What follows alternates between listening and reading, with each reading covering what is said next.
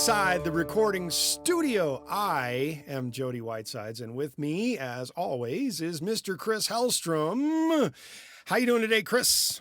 I'm good. That was a very energetic intro. I'm not sure I I had can to match bring up your the energy a here. little bit. Yes. Yeah.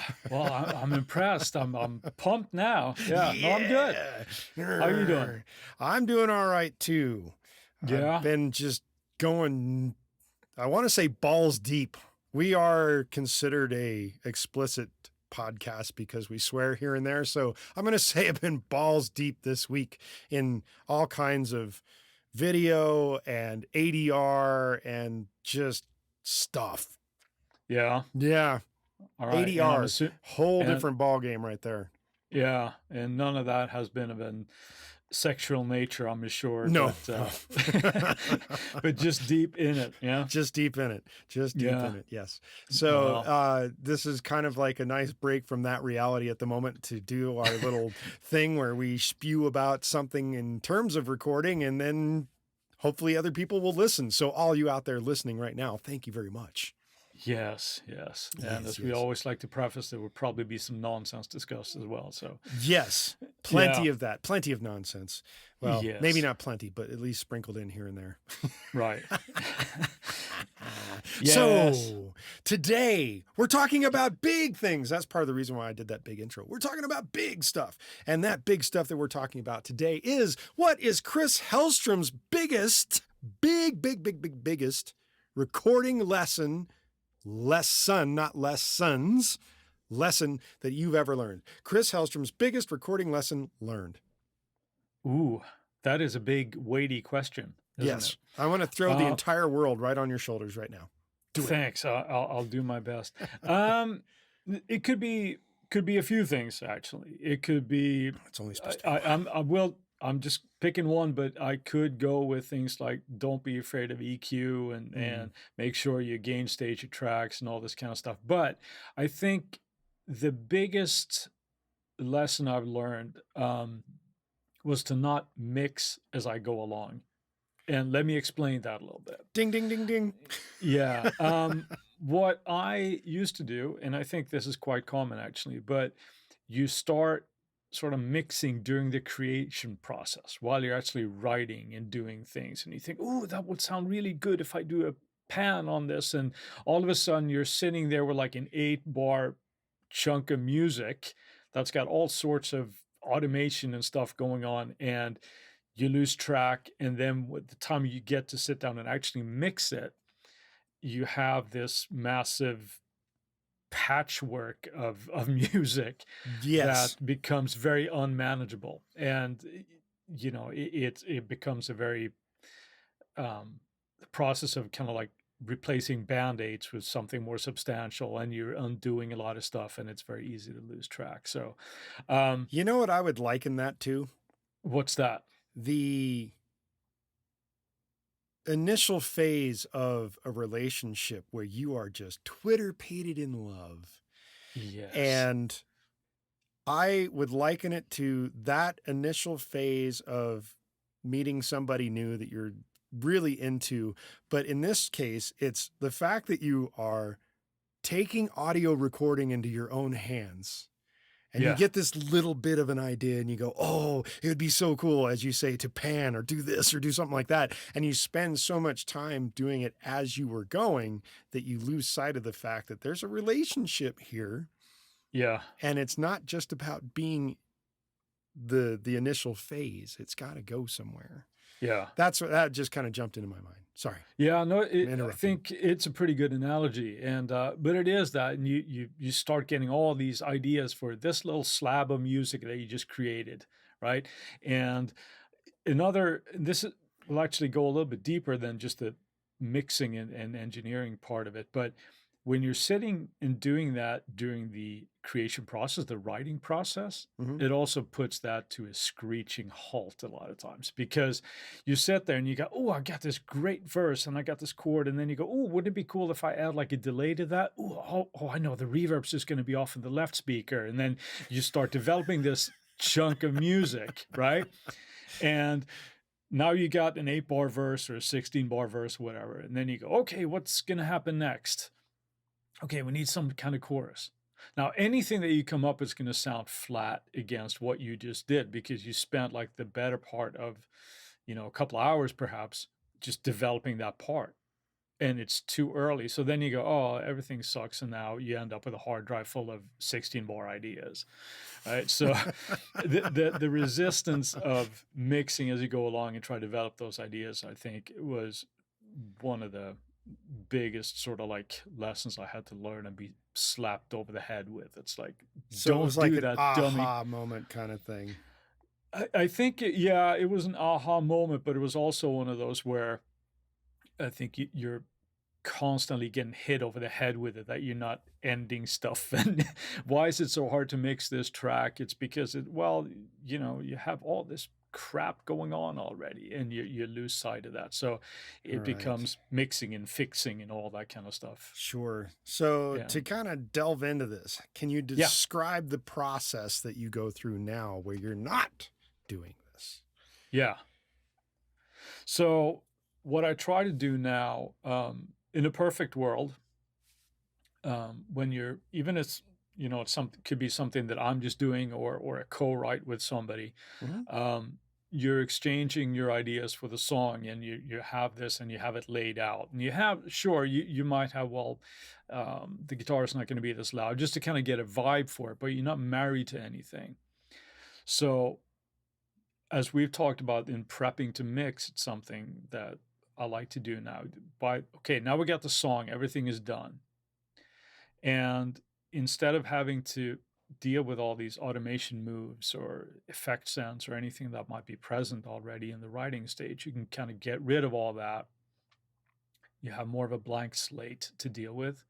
Blank slate for the mixing, you're saying? For the mix, yeah. Because the song is already tracked. The song is already tracked, but you can now step back a little bit and be more objective to it. You're not in there as deep, and you kind of have, at least I do, a different mindset of what it is. And as we talked about in the episode of layering, we talked about guitars, but it could be anything, right? Layering, when you realize you get to the mixing stage that part that I thought was really cool while we were writing it just doesn't work.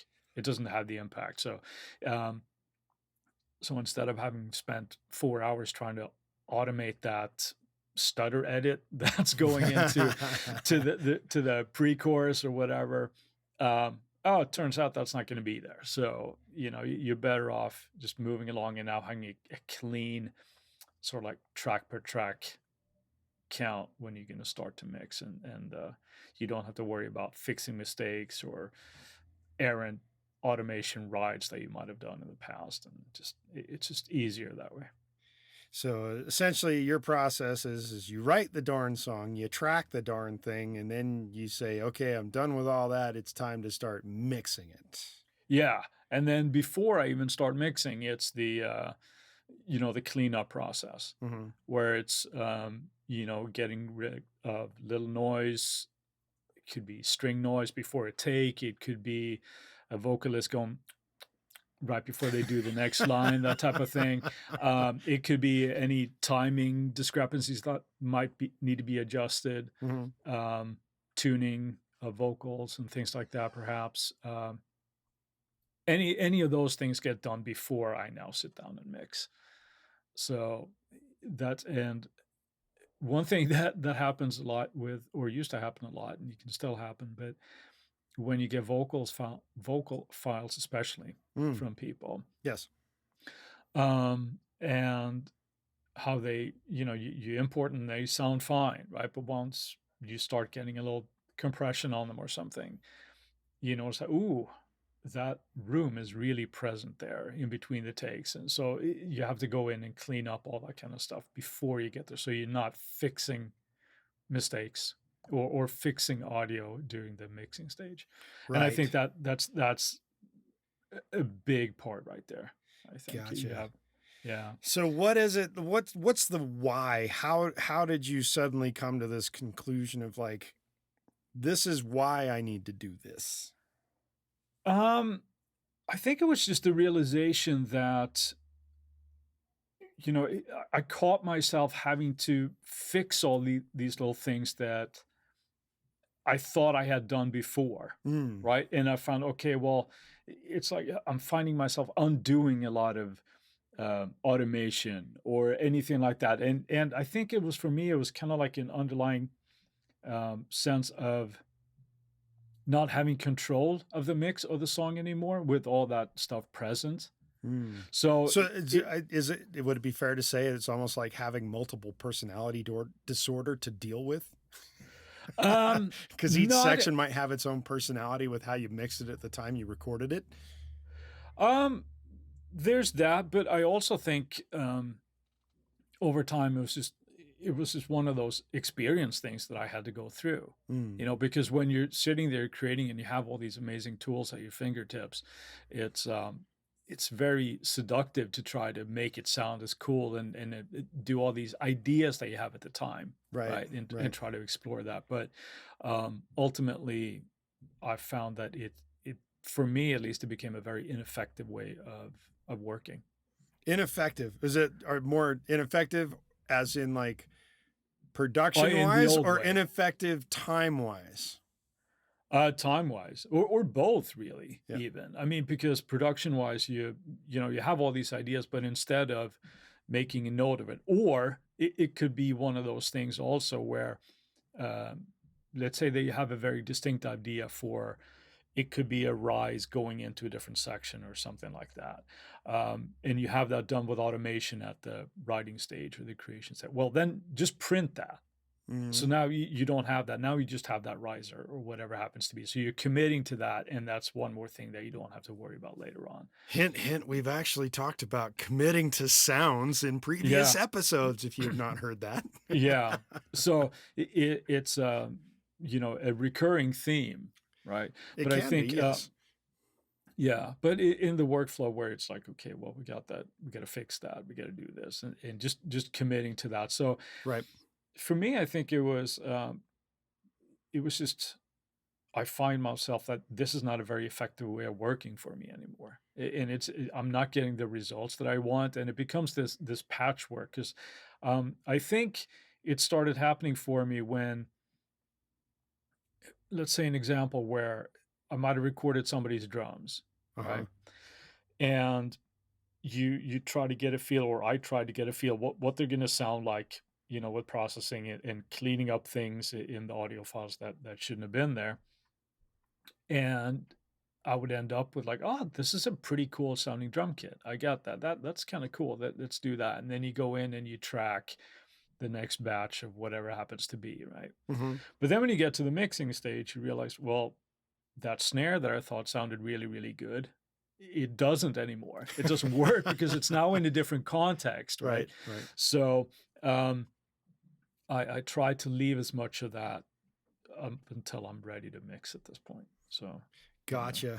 yeah. Well, my next question is going to be about the benefits of working in this. But before we get there, we need to have the benefits of a word from our sponsor. Okay. So, the benefits of doing it this way, what have you determined they are? Just better mixes for me. I think I get a better overview of what the song is. I have a different mindset when I mix now because I know I don't have to fix things. Mm-hmm. You know, I've already taken care of that. I am starting with, from a mix point of view, a cleaner slate. So it's like, and I can work faster. And um, you would probably back me up on this, but anytime that you can do a mix quicker, you lose the objectivity a lot less, right? So you can get bogged down with, so, ooh, that again, I mentioned that snare, right? Let's listen to that snare. And now you're sitting and listening to a snare for an hour and a half, right? Right. And now everything else, like you're not noticing that there's a squeak in the guitar part right before the pre-chorus or any of that because you just focused on that snare fill or whatever happens to be. So Yeah, I can back that up. You don't want to get too consumed right. with one individual thing, generally speaking. Sometimes you need to be a little consumed, but not to the point of neuroticism. Sure. Yeah. And so I think that's the biggest benefit of that, that I can work faster. I don't have to undo things. And even going back before even mixing, right, is during the creation process. You actually move forward, keep writing. I tell people all the time when they ask, um, how do I have a hard time writing something and I get this chunk of music and I can't go on. And it's like, yeah, well, join the club, right? But you have to write faster. You have to keep writing when you have an idea. And if I'm slowing down, trying to pre-mix, if you will, and try to see how well something works, Sure. it just hinders that process. So keep writing faster and just let it out and then tweak it later. You know, that reminds me of a film that goes by the title Finding Forrester. Yeah, Have you ever seen that movie? I have, yes. You have. So it's starring Sean Connery and young... Forrest Whitaker, yeah. No, it's not Forrest Whitaker. It is a young black man. I don't know his name off the top of my head. I should, because I actually own a copy of the film. But it turns out that Sean Connery's character is some wise old soul who wrote some famous novel, and the young kid who is doing very well as a writer, as you know, in high school, befriends him. Yes. And there's a scene where they talk about writing and the process of writing. And while this is not exact, I mean, it's kind of in line with what you're talking about, because you don't want to mix as you go. He talks about writing a first draft by just letting it all out, writing it. Yeah. And then he goes, that's your first draft. You just do it. And in the scene where they're doing it, he's sitting there explaining it to the kid as he's sitting there just typing and typing and typing and typing away. And the kid's kind of like trying to figure out what he's even going to write. And Sean Connery at the end of the scene pulls out like this story that he just wrote and hands it off to the kid saying, there's your first draft.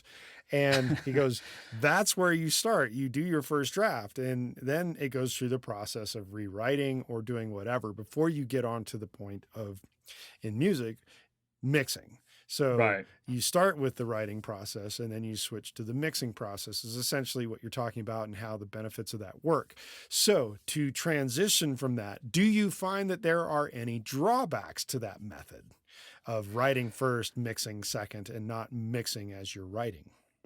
To play devil's advocate, I suppose the only drawback could be that you may sort of like lose track of the initial idea that you may have had. Like when you're creating a part, or you might go like, well, I remember I was going to do something really cool with this part, but I don't remember what it was now. That's probably a good point for having a pen and paper or a pencil and paper or just some notes on your computer. Just like, when I do this, I want to do that. Yeah, right. Yeah. Add tremolo to the second half of the verse or whatever. Yeah. But that would be pretty much the only thing, I think. It's well, here's a question. Do you think it's genre dependent? And the reason why I ask that is having seen the way that Armin van Buuren tends to work. It seems like they are very much drawn into the process of mixing as they go. For the style that he works in, which is primarily, I guess, dance like and EDM or something. Yeah. I'm not so sure if it's like a style dependent thing, but probably a personal choice. Sure. You know how, it's hard to argue that it's not working for him, right? Sure. So it's not that this would be the way forward for everybody. And to be perfectly honest, this is something that when sometimes when I do production music, the turnaround has to be usually so quick that you actually, it ends up being just all in one. So sometimes that works, right? But no, I don't think it's necessarily style dependent. I think it's just your personal choice, what gets you the goal quicker, and what makes it work for you. Yeah. Okay. No, I was just curious. Yeah. No, it's a valid point. And then I think, I can only speak for myself, but I'm a big proponent of what I do, or I wouldn't be doing it. So. Are you sure? Well, right now I am. Like, ask me in a couple of years now, I go, I can't believe I stopped doing that, Is there anything that you can't believe you've stopped doing now when it comes to mixing as you go? Okay, ask me that again. Is there anything currently with the way you're working now compared Uh-huh. to when you used to mix as you go Uh-huh. that you can't believe you stopped doing? No, I don't think so. Okay. That's kind of a No, tough question because you're talking about this transition of working as right. No, I don't. writing in one section and mixing in another, and then saying No, maybe in a couple of years I might think differently. Who yeah. knows? Um, no, I don't think so. I think hopefully as we, as we develop and we do things for a while, we end up refining our workflow Sure. to what works better for us. And that certainly true for me, where I adopt certain things and that make my process easier and discard old things that may not have worked.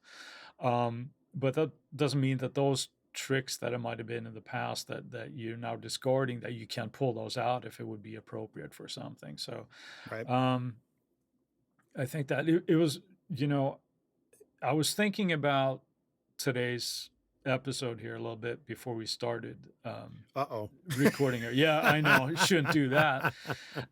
This is But supposed to be free form, free flow. Come on, man. No, I'm just kidding. sure. But I was reminded of when I first started out with Logic, how Nah, are you going to blame me for this? no, I'm not going to blame you for this. This is completely self-inflicted. Okay. But I was like most people. I hope I was thirsting for knowledge and trying to anticipate every scenario that happen in my productions when I was creating my templates, my autoload as they're called in Logic, right? And The Days of Autoload. I remember that. yeah, just called template now, right? Yeah. Well, now you can have Um, multiples. So yeah, it's kind of nice. yeah. But I remember, spending so much time in trying to anticipate that you're never done working on your damn autoload. You're always trying to like you sit and you work and you refine this workflow that you're supposedly going to have one day that you never get any work done Sure. because you're just sitting on that. Oh well, what if I want to do this? I better insert an arpeggiator here and the days of heavy lifting that we used to do in the environment in Logic, right? Oof, Where I yes, used to the have. environment. And this goes back to the days where I even used to rewire Reason into my workflow. And I had these like environment modules for all the synths, and I had those patched in it. And I never ended up working with the damn things, right? But it was fun to add, wasn't it? Yeah, it was fun to add and anticipate. And it's like, oh, that's a whole nother day gone by and I didn't write shit. So it's funny how those kind of things tend to go to the wayside, but Sure. I guess that's a little bit of experience. You go like, oh, okay, well, I'm never going to use this, and just being honest enough with yourself, like, you know what, probably not going to use this. So I don't can worry about relate it. to that. At one point I had tried to make myself an orchestral autoload, Yeah, thinking, I've okay, I'm been going to there, be doing man. all this stuff, and it was like, because you watch guys like, I don't know if it's necessarily Junkie XL, but it's certainly somebody. These guys that do these giant things, and they have these massive things, massive templates that are Yeah, pre-designed for their orchestral things. But what I didn't realize is that if they're working on a particular show hmm or a particular thing for a long period of time, that's when they actually create that massive template, because they know what the sound is going to be and they need those sounds immediately when they load up. So right. it's not that you do that prior to ever doing anything. It's you do it once you've determined what the sound of something is, and you're going to be doing it over the course of a long period of time. Right. And you know what works? These are usually my favorite viola samples or whatever. I always use this, and I always end up using this and this and this, Sure. and to get you going fast. Yeah, it's yeah. So what you're saying is that you never ended up using your orchestral template. No, I dumped it. Yeah, And yeah, and it was kind of the thought of like trying to pre-mix it as I went, and so it was like meh. yeah. So I did. I'm with you. I agree with your recording lesson. Don't mix as you go. So yeah. Yeah. So But I the think, next, yeah, go yeah. ahead. Go ahead. I was gonna ask another question. So say something first. Um, I was just going to say, as it comes to that though, but when we're talking about learning that lesson of trying not to mix as you go, I Mm-hmm. think it's all part of the, at least it was for me, it was part of that excitement when you have all these tools and you like using them and you want to sort of maximize that idea straight away, right? That the initial love of a Yeah, relationship. It's like, oh, I got all this stuff I'm gonna do. yeah, yeah. And that's also usually the part of the learning when you're really gung ho about, what I like to call like the initially sexy plugins like reverb and delay and stuff, and it's on everything, and you need a snorkel when you're mixing, because it's so wet, right? But then start, maturity creeps in a little bit, and you get a little bit more excited about compressors and EQ, Right. yeah. So yeah. So go ahead. What was the next question? Well, you've kind of touched on stuff a little bit, but I wanted to find out what Mhm. exactly inspired you to adopt this method. Was it somebody you talked to, somebody you took a course from, somebody you watched a video for? How did you Uh, get started with don't mix Um, as you write? I don't think it was one particular person Mm, or anything like that, but I think it was more like the constant reminders of like of watching people work or um, people talking about their work, where a constant theme that would come up all the time. It was, let's say that, it was like a CLA or somebody like that. We're talking about, well, so when I get this handed to me from my assistants or whatever, like everything is cleaned up and all this kind of stuff, right? And just the the, the thing that they're to really separate the mixing from the tracking. right. That's a completely different stage. Um, and so I don't think it was one thing, but I think now that I think about it a little bit more specifically like that, I think perhaps the more collaborations that you do and you're not doing everything by yourself, um, you're forced to reevaluate things a little bit, because if I'm getting a bass track from somebody, or I'm getting a drum track from somebody, or a vocal track or whatever, something that I'm not the performer. When we're sitting here, we're performing all the instruments, whether we're programming or doing everything. Um, it's very tempting to do that, mix as you go along. Mm-hmm. But when you come in and you get tracks from somewhere else, you have to stand back and listen. Okay, well, what's going on with these tracks? How are they going to fit um, into my song or into my production? And if you have already sort of like pre-mixed your guitars, well, why would you do that? You get a whole new set of circumstances now. So I think it was one of those things as well, where it was just realizing that there's a better way and more efficient way and more objective way and ultimately a better way of doing things. So I don't Right. think it was one thing, but I think it was just a constant bombardment of things, and and ultimately trying to get better at what I do, Sure. trying to deliver better mixes. So instead of going through, okay, mix one, and then it becomes mix two, and then it goes up to mix 18, right? Then you might be in trouble, right? But now those mixes might be hopefully within 3 revisions. You can kind of get closer, they're closer. But so that's something that I've noticed anyway, Yes. that has helped my workflow. Well, that's a good thing. I think so. Yeah, yeah. But yeah, ultimately, I think it's just the focus on the mixing as you're there. When you don't, it's a clean slate. You're not doing it as you're tracking. You're not doing anything like that. Just clean that slate and Is there stop me before I one? say slate again. Yeah. No, maybe we should just say buy a Slate package. No, just Yes. kidding. Right. Yeah. Is there one particular recording battle story that you can like relate that might tie all this up? Ooh. Not on top of my head, no. No, But stumped you on no, that one. well, no, but you know what? Actually, I'll go back a few years here, and it was not necessarily a battle story, but in the sense that it is a learning experience. Um, I have a project with a good friend of mine in Sweden that we call Sonic Scandal, and my friend David is a singer. He is in Sweden, so we collaborate online and do the tracking that way. The first time we did that, um, there are certain drawbacks of working that way because when you're in different time zones, there is more or less a 24-hour lag on feedback when you're doing stuff, right? Yep. And doing that, my mixes would start to become a patchwork of things.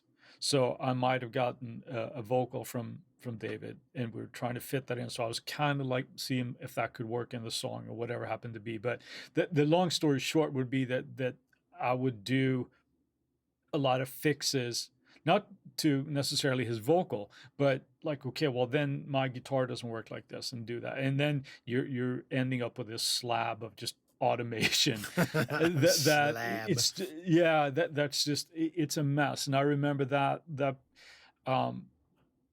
being one of those, a couple of songs there. Now, I wasn't as proficient as I feel like I am today when this was happening. This is going back quite a few years, but when you get up to mix revisions in the teens and stuff like that, just because you're constantly adding stuff, and it's like, oh my God, the workflow has to change. Sure. So that would be it. But on the other side, more the positive side of it, of doing what I try to do now, it's so much easier. It's like, well, okay, well, now you just track everything. Well, here's the scratch track, and then, but it comes time to do everything. You make sure everything is nice and tight, and you got good recordings of everything.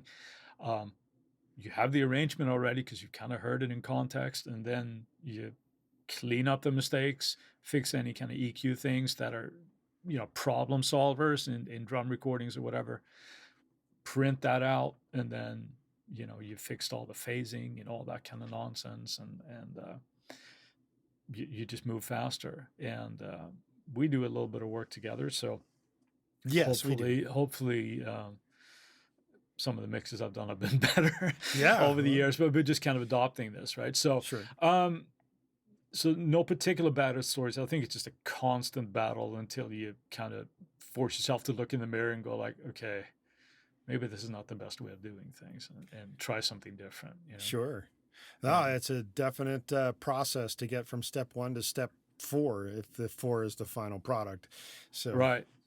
And I think when you, at least for me, but when you go through these things, that you have to, it sinks in a little bit better, as opposed to, you have to ultimately make those mistakes, as opposed to when, maybe the days of being like the tea or the coffee boy, like in a studio, when you're working for somebody and you see their workflow and you see why they do certain things. Right. When you're not in that situation, when you work in your own project studio, or somebody bedroom studio, whatever, right? You're sitting there and you're forced to make all these mistakes and learn from that. So yeah, it can be time consuming, but ultimately you find a way that works for you. So. Got it. Anything else you want to add to all this? No, I think just if you're tempted to mix as you go, don't do it. just let it be.